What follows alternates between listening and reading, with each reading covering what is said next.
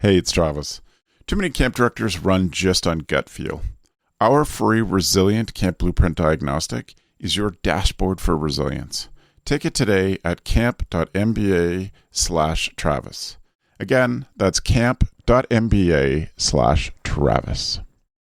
Hey Camp Pros, just a quick reminder that Beyond Camp will be moving to its own podcast feed as of November 1st. That means that on November 1st, all past and future episodes of Beyond Camp will be on its own podcast feed. The feed is open now, so please subscribe to Beyond Camp wherever you listen to podcasts. Thanks, Camp Pros. Here's Rachel and Cassie. All heard this term or a variation of it: pandemic fatigue, crisis burnout, whatever you call it, it exists, and it's not going away anytime soon. We're digging into how we've managed and are managing as the pandemic moves on with us day after day, week after week, month after month. From research to lived experiences, join us today as we discuss our journey as the pandemic continues to be in our lives and doesn't show any signs of letting up. Welcome to Beyond Camp, a podcast for summer camp directors and leaders by Go Camp Pro. Beyond Camp explores the intersection of camp and the rest of our lives. Camp professionals know that all aspects of our lives affect our camp experience, and Beyond Camp is here to dive into the messy, brave, and joyous conversations that surround that fact. Check out our show notes at gocamp.pro/beyondcamp. Beyond Camp is brought to you by the American Camp Association, Illinois. Sending thousands of children from economically disadvantaged households to camp and providing intentional services and programs to today's diverse camp professionals is at the core of the American Camp Association, Illinois' mission. Learn more about upcoming programs by visiting acail.org. Welcome to Beyond Camp, where we explore the intersection of camp in our lives. For too long, camp professionals have referred to camp as being in a bubble, and we're here to burst that bubble. We all know that camp intersects with every aspect of our lives. We're excited to delve into those. We are your hosts, Rachel Ken. My pronouns are she, her. And I'm Cassie Bloy. My pronouns are also she, her. We're here to go beyond camp with you.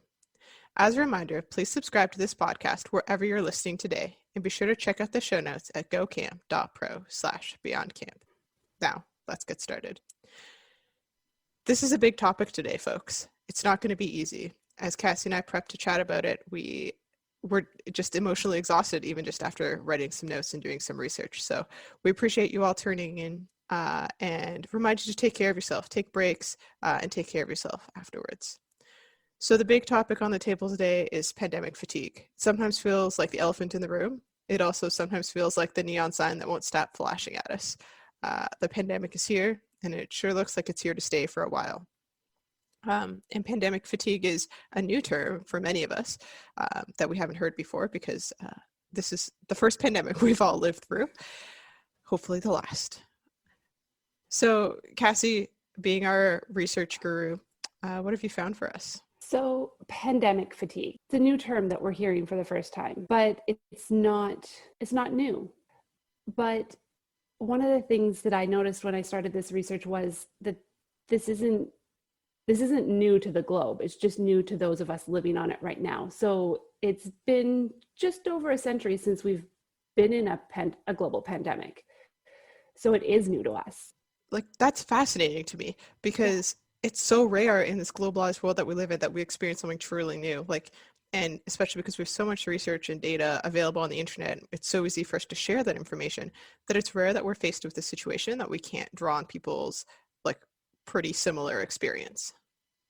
Exactly. And that's where this whole learning, and I think it comes with we don't have this experience, so how do we cope? And we haven't had a chance to build resiliency around this. But I want to just touch on the actual definition that they give us for a bit first. Mm-hmm. Not only is it pandemic fatigue, but it's crisis fatigue. And we'll make sure we put all the links in the show notes for you guys as well, so you can see where we found this. There are sources that we trust: Johns Hopkins University, UCLA, Mental Health Canada, all places that I have a pretty good feeling about. But crisis fatigue, it's a phenomenon that occurs as the body attempts to adapt after feeling overwhelmed and stressed. It's fascinating that it's actually a physical experience that we're having. It's not just a mental thing. It's actually something that our body is physically reacting to.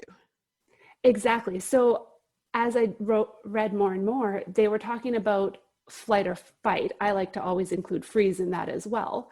And How do we feel after one of those? A flight or flight moment. I always get my words jumbled around that one. But we usually feel tired, right? Mm-hmm. Because our bodies released increased amounts of cortisol and adrenaline to get us through that moment. So our body's been releasing cortisol and adrenaline for how long now, right? Yeah, like 6-7 months in some cases. I think of how tired we feel, after something stressful has happened at camp, if you have to call an ambulance or you can't find a camper for a period of time. And then afterwards, there's this like collective, like a personal exhaustion and a collective exhaustion. Mm-hmm. But from what you're saying, it sounds like we're just constantly in that without that chance to catch up in between. Exactly, because we're always taking in new information. We're always taking in adjustments to the recommendations and safety precautions that we need to adjust to. And that's hard in its own. It's like setting new habits in our lifestyle. Mm-hmm. And except that if you get the habits wrong, people would get very sick or could die. Exactly. And we should probably note at this point that I believe both of us are very much pro-mask people. We want to be safe and we want to protect our communities. Yes. And so I think the part that is new to us and why I was sort of laughing is that it's the first time that a lot of us have had to form habits because of such an incredible sense of urgency. Mm-hmm.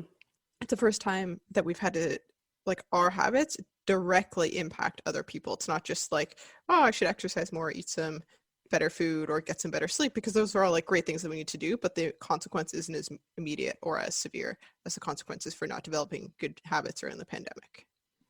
Exactly. And it's so important to take a moment. And one of the articles gave us some tips on how to make that easier, to help us manage this transition and that stress.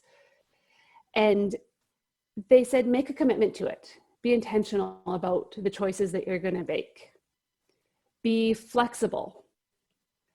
And know that things are going to change and adjust. Mm-hmm. Continue to practice. Just like in anything that we do, we need to practice, we need to keep going, and we need to keep repeating these behaviors so that they become a learned behavior and a natural behavior over time. And lastly, make sure you have everything you need.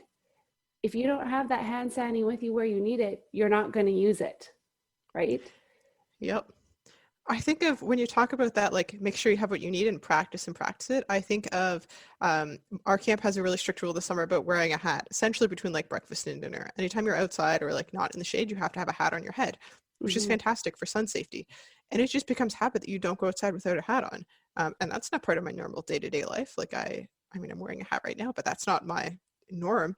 But yet in the summer, it becomes such an instinctive thing, like, oh, I'm in this environment, I need to have a hat on my head. So that practicing really does make a difference. It does. And I think that's the only way we can really, determine those new habits. I remember talking about habits early on in season 1 after I had read James Clear's books on atomic habits. And it's about, what do I do before I do this? So before I walk in my house, is there hand sanitizer outside my door? Is it right inside my door? Where am I keeping these things to help me be successful in forming these habits? Mm-hmm. That's great. I love that. Like, how can we help ourselves to be successful? I think is super important. Yeah, there's just so much information out there on like tips and tricks. Like, you just Google pandemic fatigue and you're going to go down this rabbit hole that just keeps going. But you're going to learn so much at the same time. One of the other things that I found that was, when it was talking about like sticking to these new precautions and forming these habits, that it's even more difficult to do if you haven't been directly impacted. So if you don't know somebody who's been sick or passed away from it. But then there was also this population of people that thrive on risk and maybe aren't following them because they prefer to live a riskier lifestyle, which I found so intriguing. That's fascinating because a lot of people do find their like sense of adrenaline and their need for risk in the outdoors, which is fabulous. Lots of us love to like whitewater paddle or rock climbing. There's a sense of adrenaline and risk in there. And I think for a lot of us, we may not have been able to access those activities in the same way that we have before as well. So finding healthy ways to have that sense of of risk for sure is important. And I want to touch on we said there about folks feeling like if they haven't been directly impacted by that. Yeah. And I think that's directly related to people who feel like they're giving up on their restrictions now, who they're like, well, it hasn't come into like my circle of people or like the folks directly in my life, so like I can move on. Or people just start ignoring it and they're like, well, how can I get back to normal? And I don't think that this is necessarily because they're bad people or they don't care. I think we're just all exhausted. Like you said, like our bodies are physically exhausted and that takes a toll on us mentally. You were quoting me some stats about anxiety and depression rising in people because of the pandemic. Yeah, the Canadian Mental Health Association has an article on their page, and we'll make sure we share that link as well. But they were talking about, there it is, the increased thoughts about suicide during the pandemic and how people are actually faring with their mental health. And this is specific to Canada. Just going to put that out there, but I would encourage people to look at the area you're in as well. And they are finding that there are people that are now more vulnerable to suicide and to struggles with their mental health. Specifically, like just 1 in 5 people who already had a mental health illness or mental health issues were struggling more. Yeah, pandemic fatigue is real. And folks, this is the tough stuff that we said we've always talked about. And so in planning for this episode, we debated whether or not we should skirt around this topic. But we have made a public commitment to all of you to talk about the hard things. And so we're following through on that commitment. Pandemic fatigue is real, and we encourage people to continue to check in on each other, even as time goes on and we sort of adjust to this quote unquote new normal. We need to be checking in on each other. And something that I've seen a lot recently, especially on places like Twitter and different social media forums, is where there's a lot of blame being placed now on people. And I talked about this in our last episode about folks blaming millennials. There's a lot of anger out there. And I think sometimes we cling to anger because it feels like a more aggressive emotion. Like it makes us feel like we have more control. Sitting in sadness feels like the world is attacking us. But when we can be proactive with our anger, it often feels like we have more control over the situation, which is even more important to us in a world where we have so little control over the pandemic these days. But I think trying to rein that in and being really thoughtful about how what we post on social media and how the effects of blaming people can affect other people, that can weigh really heavily. And let's think about like why people are leaving their houses, why people are out gathering in places. The pandemic has an incredible human effect. Beyond the science behind the virus spreading, like our lack and loss of humanness and human touch and human connection is playing a huge role in the mental health crisis that one could say that we're on the brink of if we're not already in. People have missed out on huge chunks of each other's lives. People who've had newborn children, people have missed out on that entire child's life. My friends have a 3-year-old that I'm really close with. You know, I haven't been in his life very much for the last 6 months. And that's a huge loss in a 3-year-old's life. Every time I see him, which now is only once every couple of months, usually from a distance, I'm like, wow, he's like grown up. He's become like this young child from this toddler. So there's a huge sense of loss there. And we need to be more empathetic about that, really flex our empathy muscle as to like, why are folks acting the way they are? Is it because they need to get out and work their frontline jobs? Is it because they have sat in an apartment by themselves for months and months and they just crave some kind of human connection? Some folks haven't hugged somebody in 4 or 5 months. And that's really devastating. As human beings, we need that connection. We do. And I really like how you stated all of that. And it kind of took me back to a piece I had read about the 4 stages of crisis fatigue. And as I read them again here, it's so speaking to how the last, I've lost track of how many months it's been really, months have been in our lives. And it started with a heroic stage where we banded together and figured out how we were going to survive, right? That was pretty early on, like, and then into the honeymoon stage. I think that makes sense. Like, we're in this together. We're all in the same boat. The storm might be a little bit different for each of us, but we saw that set. And then we went into a disillusionment stage where you kind of start to feel that exhaustion. And I think that's where are saying the hypervigilance is turning into more of irritation and rage and despair. So where we see those contradicting viewpoints on everything. And then we go into that fatigue stage where we experience that burnout and where we can be more easily triggered or withdrawn, where we are more likely to, engage in those risky behaviors. And it's where we see that increase in use of alcohol. Maybe for some people that might be food, it might be drugs, it might be suicidal thoughts or tendencies as well. Mm-hmm.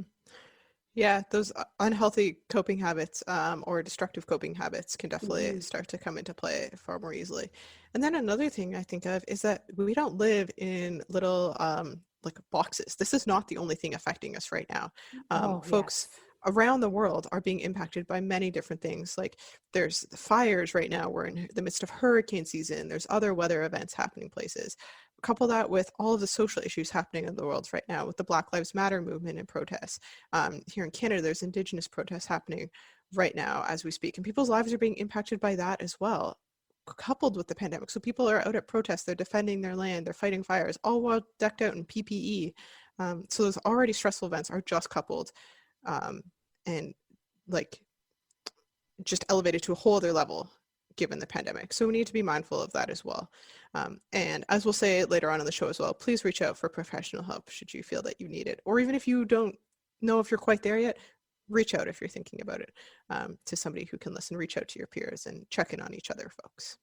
And we'll reshare from one of our previous episodes in our show notes some places you can reach out to if you're not comfortable going to friends or family, just resources for you. And we'll make sure those are in these show notes as well. So in the spirit of reaching out to each other, Cassie, where are you at with your pandemic fatigue and how are you coping right now? It's rough. I think I said it last week. It's like, sometimes I just like to pretend it doesn't work or it doesn't exist. And I tend to bury myself in my work. Not that I'm out going doing unrecommended activities, but that I'm just doing what I need to do or not doing anything at all. And I'm still not watching the news. Like I barely even catch our daily updates anymore. And I think that's partly due to going back to work and having something new in my life. But I also look at some of the coping habits that I've maybe developed, possibly not the best ones, but they're not horrible either, I would say. I tend to bake and then eat everything that I bake. Well, now I wish I lived closer to you. I've also crushed Netflix and Disney Plus. I struggle to find new things to watch. Fair enough. But with the change in weather as we move into fall, I'm finding it harder to cope. Well, especially because fall for you means a lot of rain and gray skies, does it not? It does. I moved away from the bitter cold and the snow to the rain. I think it's interesting when you said, I've developed some coping habits that aren't the best, but they're not terrible. And I think we all need to give ourselves a little bit of extra grace and kindness right now during this time that we're not going to have the perfect self-help care habits. And as long as we're surviving, I think that that's really key. I think for me, I feel like I've been hitting a wall and then I back up from that wall and then I run full speed into it again, just head first. Which is an interesting experience for me because I have moments where I'm it's okay. I can just do my own thing in my own little bubble. It'll be fine. And then other times I feel like I'm just running into this wall repeatedly and I'm just oh my goodness, it's never going to end.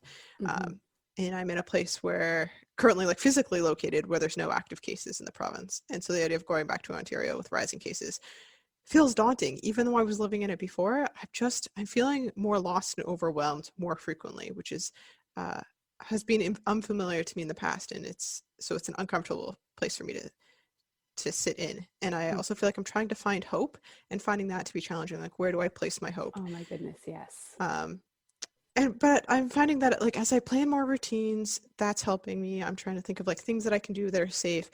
And then also for me, being outside is so powerful for me. Feeling my feet physically on the ground, which gets harder as it gets colder, but taking my socks and shoes off and feeling the grass underneath my feet or the wood of the deck, opening the window so I can feel a breeze, even if it means I'm putting an extra sweater. I need to feel that connection to the outdoors, even in the city. That's been really, really powerful for me. And it just sort of resets me a little bit. And then I'm being really intentional about reaching out to folks and saying to somebody like, wow, I'm hitting the wall right now. Like, can we chat? And it doesn't have to be about the pandemic. It could be about anything, but just to remind myself to have those pieces of connection. And then I turn off Twitter as well. That is helpful for me, and I need to remind myself of that. Yeah, I never got on the Twitter boat, so there's moments where I'm like, oh, I'm grateful to myself for not doing that. Fair. I'm in an interesting place now where my job involves COVID, like it's directly related. I work in risk management for a youth serving organization. So I need to know what's happening. I get asked regularly, so like, what are the numbers like across Canada? What's happening today with COVID? So like, I need to know it. So I try to stay up to date on what's happening across the country. The other day I listened to press conferences in three different countries, or three different provinces, all like one after another, trying to figure out what was going on and which new restrictions were coming into place, which also means that I'm dreaming about COVID right now and dreaming about restrictions. And so setting boundaries for me is really important. So when I talk about Twitter, which I think can be super useful for community connection, different perspectives, which I love to see as well. But I hit a point around noon or just after noon where most places have released their numbers for the day, and I log off at that point. I'm like, okay, that's enough. Because then it starts to get into a place of debating things, and that's where I see more of the anger come out and the frustration, and I struggle fatigue with that. Yeah, the fatigue like displays itself after a while. So it's like a daily cycle for me. I tune in, hear all the stuff, and then I log it. How do you respond to that? Like, to me, if I had to like take in all that information on a daily basis, I would be exhausted. It can be tiring. I'm also the kind of person who likes data, so I find good data sources. Where I'm actually like, I'm looking for numbers. I'm not looking for predictions. There's lots of like biostatisticians online, epidemiologists that I follow, who are providing good data and good graphs. And so there's like scientific predictions versus just like socially based predictions. That's how I would sort of define it. So there's certain things like you can see the reproductive rate of the virus, which could predict for you in 2 weeks what the numbers are going to look like. And for me, that's more grounding than looking at people being like, can we guess when we're going to go into lockdown next? I find that really like challenging to deal with. So I try and step away from that. I also am going to start muting people on Facebook. Yes, I have definitely like unsubscribe, unfollow, turn people off that just don't serve me anymore or don't serve me right now.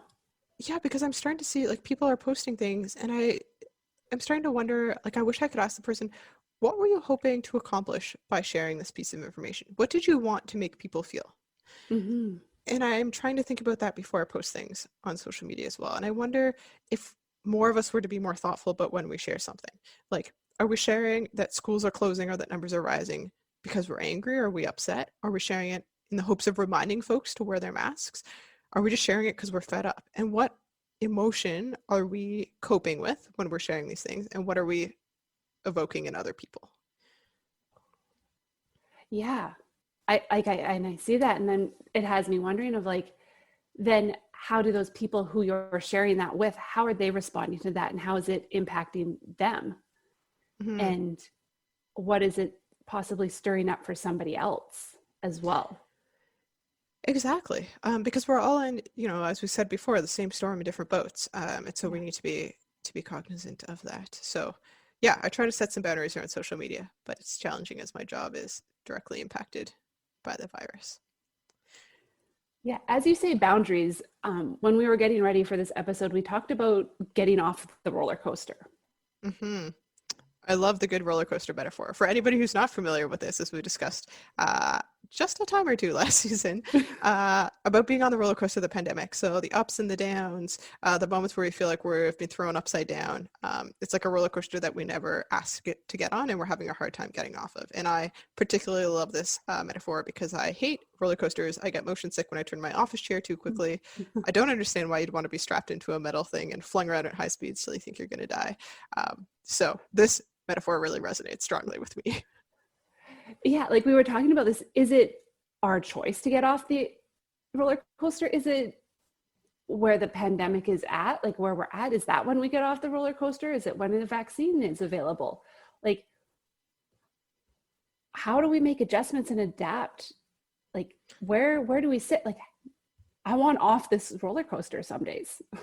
Yeah, and when I think of getting off of the roller coaster, I think of finding ways so that the highs and the lows aren't as drastic, so that we can sort of reach that more neutral ground again. And I think when I've been talking with other folks and contemplating my own life, really think about being realistic and accepting where we're in. We have to move into that like acceptance stage that this is where we're at, and trying to find some positives in it. And that's going to be hard, of course. And I speak from a place of privilege of being able to find some positives in this, and that to address my privilege that I have a full-time job, that I have a safe place to live and a comfortable place to live. That's a huge amount of privilege. And so I'm able to speak to that idea of finding positives. And I recognize that that isn't going to be the same for everybody else. But I think being realistic and accepting where we are, and then also seeking professional help as well, I think is going to be really key in this. If you really feel like you're riding a tons of highs and lows and you can't control the in-between, if you're plunging from one to the other, that just talking this out with somebody who's sort of a neutral third party might be really, really helpful and help you find some strategies to get through this. I think that's a great piece of advice, like from getting the help you need and seeking out a professional if you are if that's what you need, or just seeking acceptance within yourself of where you are and what you're doing in the moment. Mm-hmm. I think this is a perfect place to pause. We're going to dive back into how we can find hope during this challenging time right after this short break. Did you know that ACA Illinois' primary work is getting young people to camp from communities that don't traditionally attend? This includes over 5,000 kids from low-income communities throughout the state of Illinois annually. ACA Illinois accomplishes this by utilizing various partnerships, programs, and campership funds. They know that camp changes lives, and each year, young people are referred by social workers, teachers, and other referral agents because they feel the child would benefit greatly from a camp experience. ACA Illinois fosters these wonderful relationships to ensure more kids get to camp every summer. Their work is driven by their passion to make the world a better place. Each and every member of ACA Illinois truly believes in what they do. They live and breathe their mission. Actively working towards making camp accessible for all young people, ACA Illinois believes that no young person should be excluded from camp. While recognizing that finances are often a barrier to accessing camp programs, ACA Illinois has various programs to ensure that these barriers are lowered or removed for as many campers as possible. Be sure to check out their incredible work they are doing and to learn more and see all the ways that you can get involved at acail.org. So finding hope in this tough time, Cassie, it's not an easy thing. It's not. It's something we've discussed a lot on this podcast and personally. Where do you feel like you're finding hope in this time? I really think it's it's those in-person connections, or as close as we can get to in-person connections right now with the people that matter most to me. And it's just being able to continue to have conversations about things that usually aren't pandemic related. So like talking to my niece about her first week of grade 1 on her birthday. It was great. Hearing about all that they did in school and how she rode the bus and forgot her mask, but kept her mouth shut the whole time. It was just those little moments that, are fun and enjoyable. And this 6-year-old problem solved. I love that. I think finding moments with kids for me always brings me a lot of joy, especially coming from, a field like camping where we work with kids so often. They bring us so much joy. We can find a lot of hope in kids. I think in some of my other conversations that I've had with camp folks, when we talk about finding hope, a lot of it comes down to setting reasonable expectations, I think. So for me, it's not thinking about like planning a vacation. Let's say my partner's a teacher, so we have dreamt of going away for March break for the last few years, and we haven't gotten around to that. So instead of planning that, where it's less likely that we're going to be crossing a bunch of borders to go somewhere for a week over March break, it's thinking about going camping with one other family. We're going to have separate campsites because that's a realistic thing that we can do, that's healthy, and that's within the current restrictions. And I think that helps me find hope, because it's a little bit of hope that I know I can cling to, because there's a very, very good chance of it happening. I think for me, and I think for a lot of people as well, we need to leave this idea of back to normal at the door. And I realize that might be a bit of a controversial thing for me to say. But I think the longer that we strive to be back to normal, we're like, well, if we just get through this event, we'll be back to normal. If we just get through the summer, if we just get through the fall, like New Year's is going to happen and we're going to be back to normal. This is not a 2020 thing. We're adjusting our way of normal.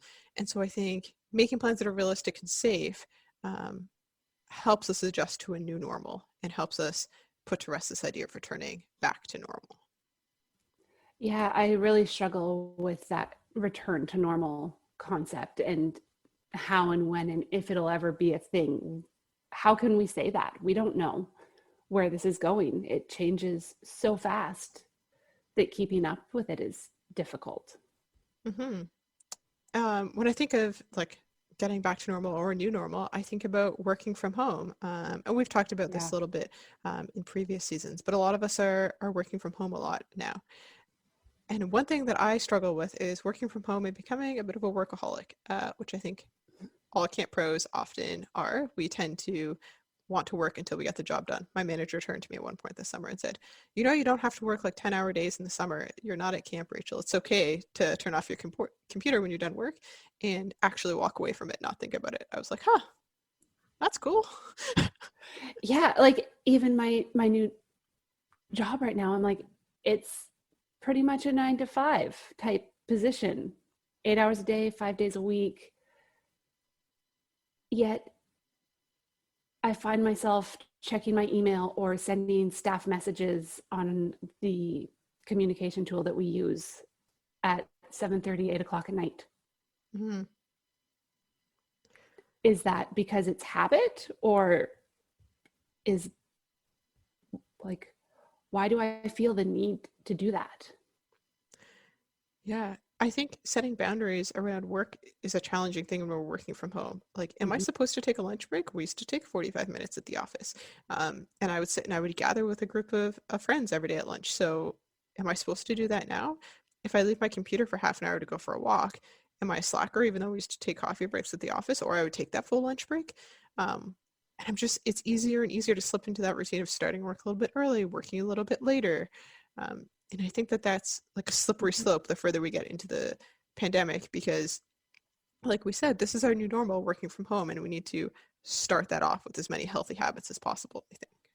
Yeah, and the part that I'm even struggling with more is not only do I have like my regular position, but I have a side gig. I have this podcast and I have a couple volunteer positions as well. And when am I supposed to do those and take time for myself? And I think that's where, like, even last night I was prepping for this conversation right now. It was 9:30 at night. Should I be working on something? Mm-hmm. But it was that or get up extra early to do it because of time zones. Yeah, and I mean, we're always going to have to put in extra work for those extra side projects, right? And I think as camp pros, a lot of us have those. We love them. Or we're, as young and emerging camp pros, we're looking for ways to further our career. And so sometimes putting that extra time is necessary. But how do we do that in ways that are healthy and balance that with, fun and social time and downtime in a time where those lines are even more blurred than ever before? Because in a pre-COVID world, it would have been easy to make a plan with a friend and have them expect you at 6 p.m. So you're going to stop working because you have to go to dinner or drinks with a friend. Now it's easier to push that Zoom call because you're probably already all in your sweatpants. So if it happens at 6 or 7:30, it'll be fine, right? We can just adjust. Yeah, and like that also has me going like, well, how do we? Never mind. I lost my train of thought. It's gone. Keep going. That happens. And so how do we balance our mental health with work expectations? I think that's really key there. Because a lot of us are working in jobs where the workload might be higher right now. A lot of places have fewer staff working at them, and the workload is different than it used to be. We're all adapting, right? Mm-hmm. And so how do we balance our mental health with our expectations of our employers during all of this? Oof. That's what I got. It's a good and I think it's our mental health with work expectations around COVID as well. So working in adventure tourism, we're managing the health of our staff as well as the wellness of the people of our guests, the people that are coming to have an experience. And man, spikes and drops, that roller coaster on some of those days, it's hard. I can't imagine, because I'm fortunate enough to work from home, so I don't have to worry about interacting with the public on a daily basis. And that must put quite a strain on you as well, constantly having those like extra risks and all of that to think about. It is. It's hard, and we've worked it really hard on like mask protocols just for our staff and making sure they're staying safe. Mm-hmm. But as the fatigue and the pandemic fatigue wears on, we have to continue to reinforce that and remind them that, we don't know where these people have been, and we need to make sure you're healthy so that you can continue to come to work. Mm-hmm. For sure. And I think, like with anything, communication is key. Whether you're reporting to somebody and you say, wow, like today's been hard for me, I'm really feeling it today. And you can adjust your workload slightly in that way. Or if you're managing people, realizing that like folks are under more stress and pressure than ever before. And it's not going away as we adjust to back to school, whether that's homeschooling or sending kids back to school. If you're working with folks who have kids, they're scared, they're tired. Folks who are working in education are scared and tired. And so we need to just be a little bit more gentle with everybody during this time and communicate how we're feeling around that, and with flexing our work schedules to adapt to that if we can. We often say in summer camping that it's a marathon and not a sprint. And this is the exact same way. You talked earlier about how like in the first stages of the pandemic, we were all keen to help each other out. We were on Zoom calls every night, and we like had all these like cool ideas for new Zoom calls, and we were taking care of each other that way. And we need to continue to check in with that. We don't need to be on Zoom 5 evenings a week when we're on Zoom all day long, but we need to, maybe those things that really excited us back at the beginning of the pandemic, maybe we need to like bring those out again and give those a try. I love that idea. And like this conversation about like stress and emotions brought me to one of the articles that I researched and read through the CDC. And they have an article on coping with stress, and the pandemic can be stressful. And it had some great tips for taking care of your mental health and realizing that everyone reacts to stress differently. And that's just so important. And what they're exposed to and what they do and how they interact is going to alter how they react to that stress. And as I read through those things, it was interesting to read all of these healthy ways to cope with stress. And I was like, I think each of these were in our recharge station in season 1. I love that. There's just so much to get into in this episode with pandemic fatigue. And I want to shift our lens a little bit as we look to 2021 and planning. Lots of folks are already there. If you're in the COVID-19 Slack group, there's a channel about summer 2021. Folks are chatting, folks are planning, which is fantastic. How do we take care of ourselves while planning for 2021 and being realistic? And we aren't experts in this. Nobody's an expert in this because nobody's planned for camp during a pandemic. We just haven't. We aren't there yet. We will be one day, and hopefully it'll be the last time we ever do this. But let's actually just take a moment. Make sure that you make good historical notes about what you did and why you made the decisions you did to help future camp professionals. I'm just going to say that. Yeah, we're writing history, folks. So really think through those thought processes and get those down on paper or in your Google Doc so that they can be shared with future generations. I think to touch on this quickly, you need to decide on your organization's risk tolerance. Think about what risk you're willing to take on in summer 2021. We don't know if there's going to be a vaccine. So maybe that's the cutoff point for you is, do you run if there's no vaccine? Think about how you can build resiliency into your business, not only your business, but also with your staff. And when we talk about being realistic, Cassie and I, for example, were like, yes, let's hit the conference circuit this year. And then we were like, wait a second, that's not going to happen the way we thought it would. So we've submitted to speak at virtual conferences. So we've adapted our goals. We can be really excited about this. We can plan. We can think about furthering our careers, but it's going to look different than it would have in 2018 or 2019. Yeah, actually, as you said that, I'm like, that's interesting. Earlier in the pandemic, I had cut my goal of speaking at a conference for the year. I think it's back. It is, that's for sure. And then the other thing, and I really want to stress this before we dive into some other things as we're whipping our way through this episode today, is talk with people. And when I say talk, I think I really mean listen. At camp, we're really good at listening to people. We listen to kids. We have all the time in the world. I know we've all sat and listened to a child talk for 45 minutes about their favorite fruit and their teacher and the Band-Aid they got last week, and the list goes on and on. So let's put that into practice. How can we be good at listening to people? How can we listen first and speak second to get the advice and perspectives of other people who differ from our own? And how can we build a stronger summer camp pro community and industry moving into 2021 by listening to each other and the different experiences that we've all had? Yeah, I love that. That's just listen. Listen to each other. Which, like, I just finished doing one-on-ones with every single staff that works at the facility and site that I'm at. And a lot of it's talking about goals, a little bit of coaching. And a couple of them actually asked me about my goals, which was great because most of them didn't have questions for me, which we're going to work on that. But it was really hard for me to answer because so many of them, I've just kind of dropped them for the time being and not taken the time to reset them or reevaluate them or figure out what they look like now.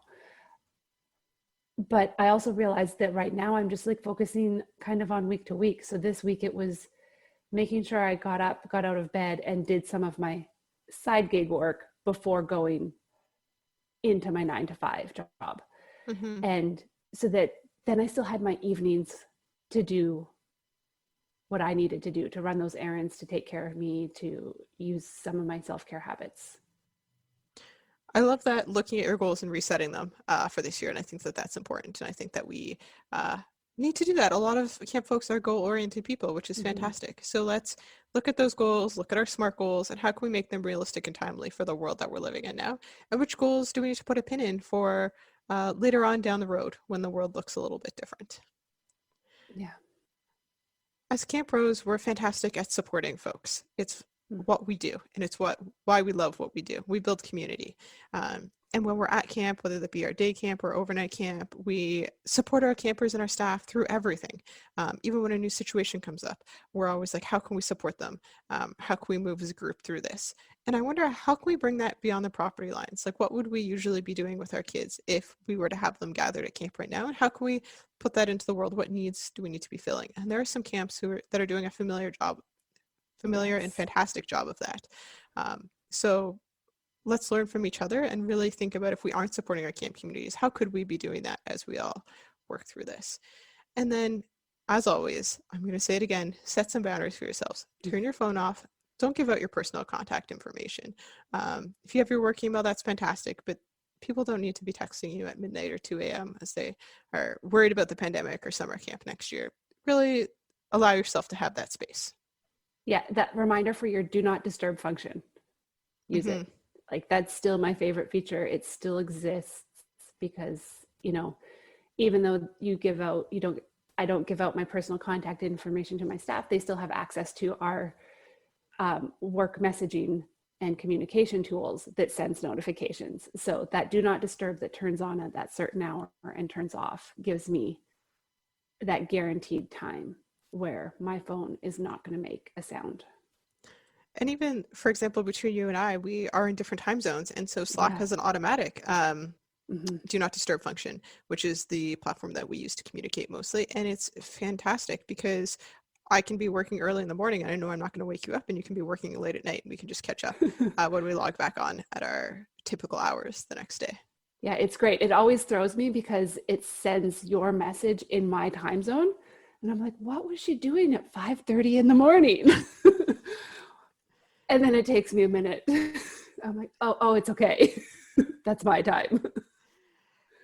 I think one other thing I really want to touch on in terms of pandemic fatigue is, as we head into the fall season, it's full of holidays and gatherings and times when we would usually spend time together with our families and friends. Many of us might be fortunate enough to be able to attend these events. They might look different for a lot of us. But I'm going to remind you once again, you're allowed to set boundaries, and you absolutely should when it comes to talking about camp or the pandemic. You can front load things if you need to have conversations with folks to be like, I would love to talk about the effects of pandemic at summer camp. I just want you to know that I might react like this. Like, I might cry, I might get frustrated, and that's okay. And I would love for you to hold space with me. for that. Are you okay to do that? Do you have the bandwidth to support this right now? Or saying, I don't want to talk about this, and choose your inner circle carefully. Reach out to folks you know are going to support you in the way that you need it. And the other thing is, get people on your side ahead of time. Find some allies.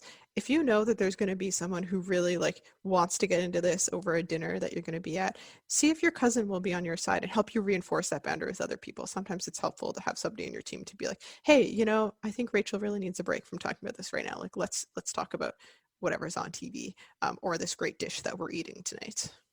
Yeah, I think it's just also so important to reinforce that you can stop that conversation even after you've started it. Mm-hmm. You can say, we can start this conversation, but at some point I might need out, and I'm going to say stop, or I'm going to say no, and I need you to respect that. Totally. It's that boundary, and letting people know that boundary can change. Mm-hmm. Excellent. So as we wrap up here today, just another reminder that pandemic fatigue exists. It's out there.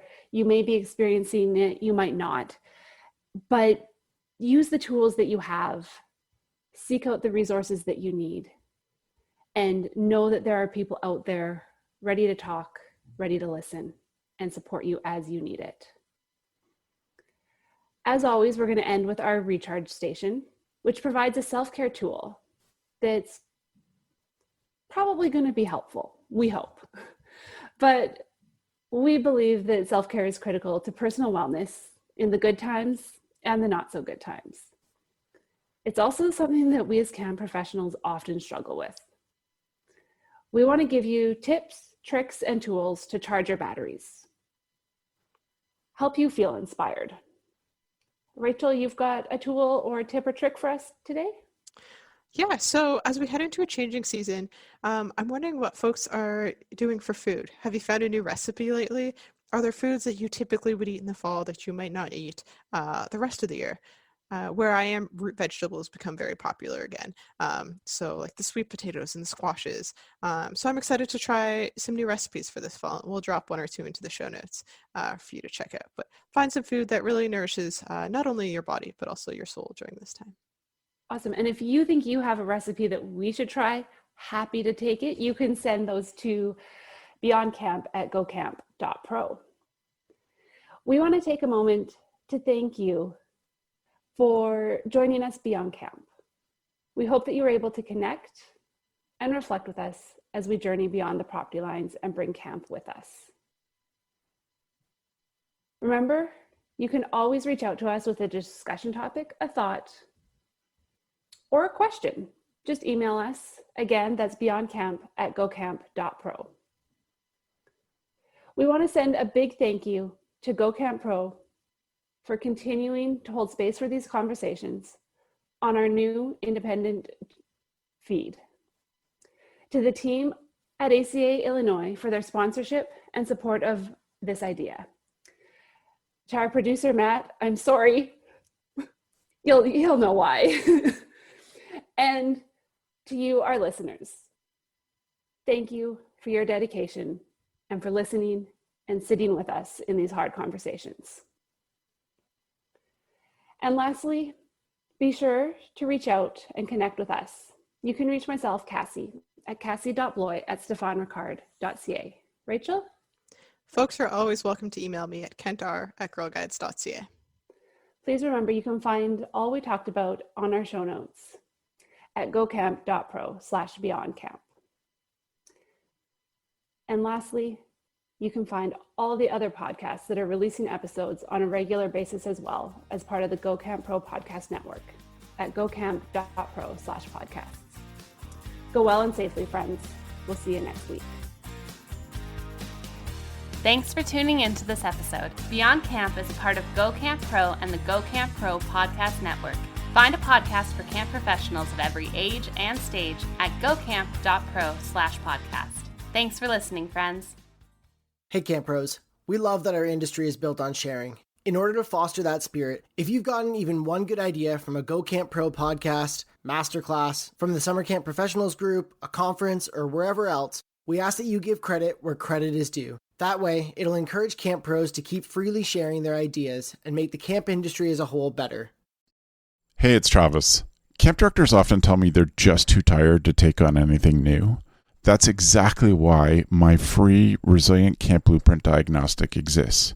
It doesn't add work, it shows you progress. Quick, free, repeatable, you'll know if your systems are paying off without the guesswork. Try it today at camp.mba/Travis. That's camp.mba/Travis.